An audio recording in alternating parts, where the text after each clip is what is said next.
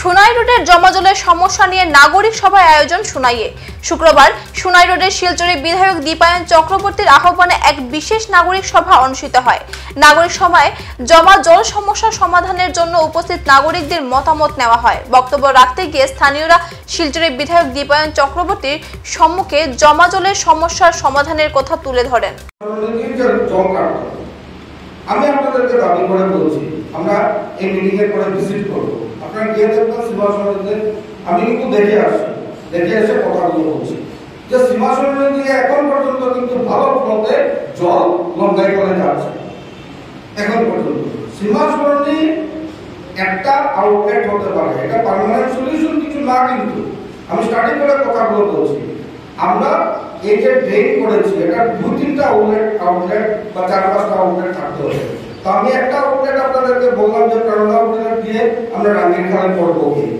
এখানে রামচরণ সরণির কথা উঠে এসেছে।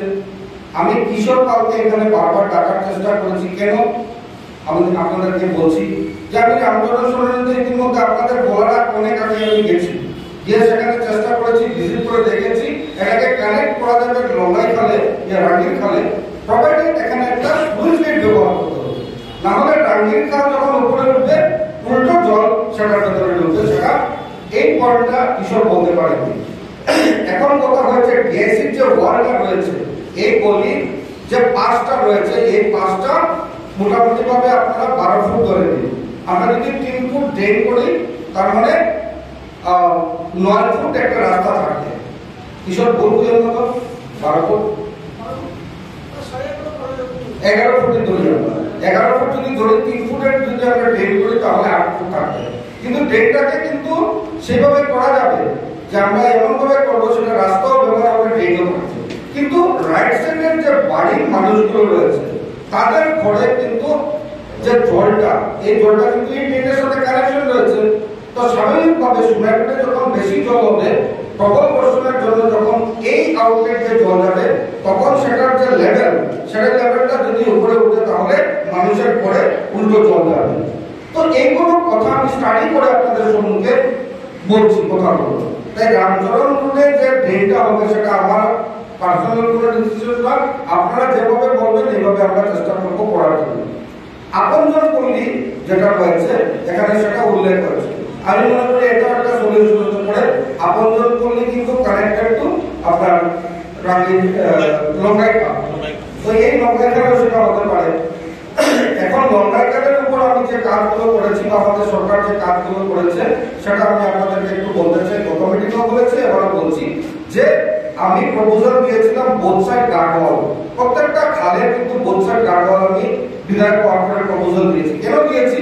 আমরা দেখতে পেয়েছি ছোটবেলা থেকে যে কংগ্রেসের অপশাসনের জন্য নালা, খাল, রাস্তাঘাট মানে এনক্রোচ হয়েছে।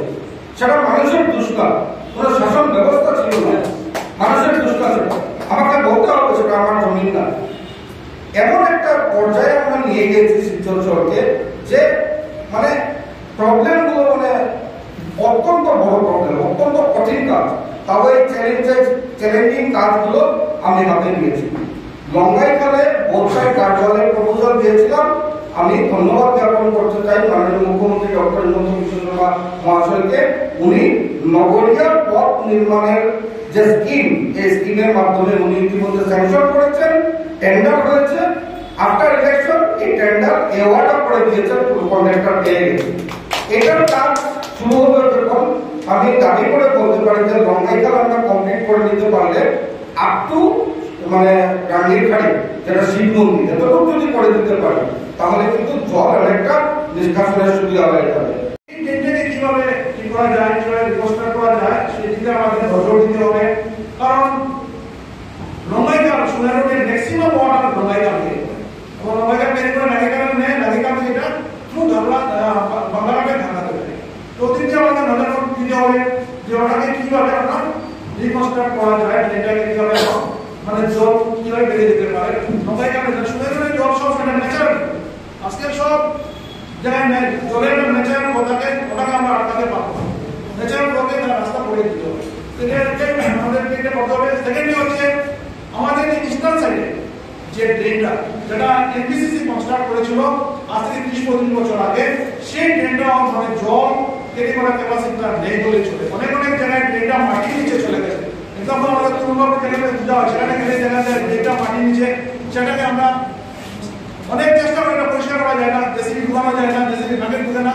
সেই ড্রেনটাকে আমরা বলেছিলাম এনএচএডিসিকে যে 1 থেকে 1.5 কিলোমিটার ড্রেনটাকে গোপালনের মুখ থেকে হোক এটাকে লিমিট পর্যন্ত ওটাকে 30 বা 45 সেন্টিমিটার রেস করতে হবে। কারণ সেই যে ড্রেনটা, সেই ড্রেন থেকে জলকে নিতে ক্যাপাসিটি নাই বলেই চলে। সেই ড্রেনটাকে যদি আমরা নতুন করে এটাকে একটু রেস করে দিতে পারি, আমার মনে হয় অনেক বড় সেই ড্রেনটাও নিয়ে দিতে পারে। কারণ নতুন যে ড্রেনটা করা হয়েছে উপদিকে, সেই ড্রেন কিন্তু অনেক জল ক্যারি করে। আপনার সোনাইরুটে যে নতুন ড্রেনটা দিয়ে জলগুলা দিয়ে সব টাকিকালে জমা, এই যে জলটা যখন দিয়ে ওভারফ্লো হয়, জলটা স্ট্রেট দিয়ে রেমোগুলোর সামনে একটা ক্রস কালভার্ট আছে, সেই ক্রস কালভার্ট দিয়ে নাকি কাটে যায়। কিন্তু রেমোগুলোর সামনে ক্রস কালভার্ট হওয়ার জাম, আমরা এটাকে আমরা চেষ্টা করেছিলাম, কিন্তু এটা হচ্ছে কি এটা অনেক আগে কনস্ট্রাকশন করা, ভিতরে লুকটুকানো যায় না। সেই সব জিনিস কিন্তু এনএচএডিসিএল রয়েছেন, ইঞ্জিনিয়ার রয়েছে, ওনাদের নজর দিতে হবে। এবং ওনাদেরকে আমরা বলেছি যে আপনারা এগুলো দেখুন, কারণ এই যে ড্রেন আমরা বললাম 1.5 কিলোমিটার ড্রেনকে রেজ করা, ক্রস কালভার্ট, এগুলা জিনিস যদি সর্ট আউট করা যায়, প্লাস রামচন্দ্র রোডের দিকে আমরা দেখেছিলাম যে রামচন্দ্র রোডে যে একটা ট্রেন করে নিয়ে যদি ডাঙ্গিরখানে ফেলা যায়, তো এটাও একটা স্কোপ আছে। আমাদের মিস্টার অমরেন্দ্র পাল উনি রয়েছেন, উনিও বলেছেন যে আর্টিফিশিয়াল জলটা যদি ইকবাল লেন না ইব্রাহিম আলী লেনের দিকে নিয়ে যদি ডাঙ্গিরখানে ফেলা যায়, তো জলের লোকটা অনেক কমে। এখন পর্যন্ত বিদায় নিচ্ছি, পরবর্তী অন্যান্য সংবাদ পেতে আমাদের সাথে থাকুন। ধন্যবাদ।